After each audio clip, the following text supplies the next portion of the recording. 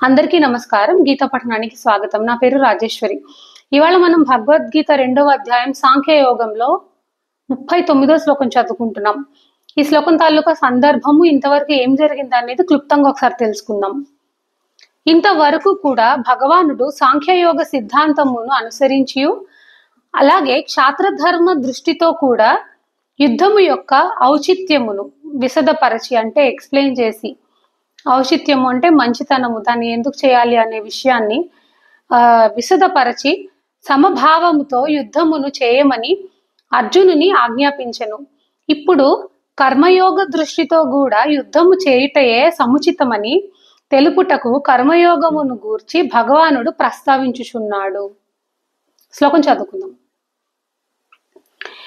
ఏషా తే భిహితా సాంఖ్యే బుద్ధిర్యోగే త్విమాం శృణు బుద్ధ్యా యుక్తో యయా పార్థ కర్మ బంధం ప్రహాస్యసి.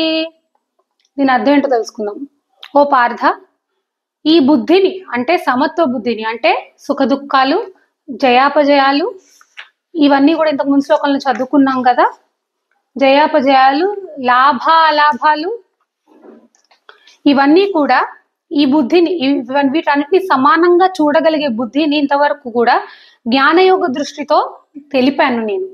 ఇప్పుడు దానినే కర్మయోగ దృక్పథముతో వివరించదను, వినుము. దానిని ఆకళింపు చేసుకుని ఆచరించినచో కర్మబంధముల నుండి నీవు ముక్తుడవయ్యదవు. ఆకళింపు చేసుకుని ఆచరించినచో అంటే, ఆకళింపు చేసుకోవడం అంటే అర్థం చేసుకుని ఆచరించడం అంటే తను దాన్ని బాగా అర్థం చేసుకుని ఆచరిస్తే ఈ కర్మబంధముల నుండి నీవు ముక్తుడవయ్యేదవు అని అంటున్నారు. ఇక్కడ కర్మబంధం అంటే ఏంటో ఒకసారి మనం తెలుసుకుందాం.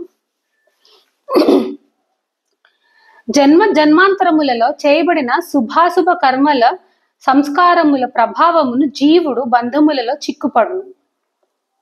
ఈ మానవ శరీరము అందు మరల అహంకార, మమకారములు, ఆసక్తులు, కోరికలు మొదలగు వానితో నూతన కర్మలను ఆచరించుచు ఇంకనూ బలవత్తరముగా బద్ధుడగును.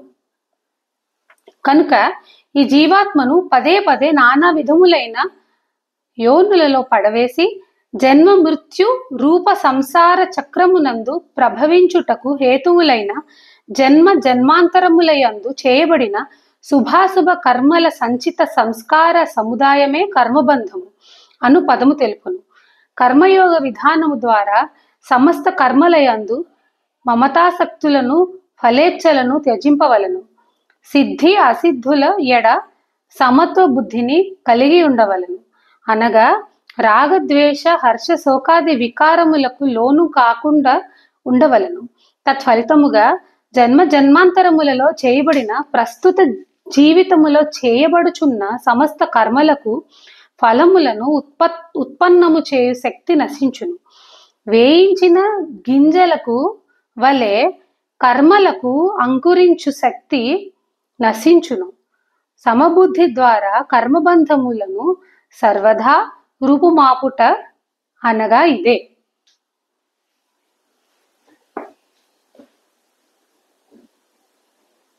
నమస్కారం.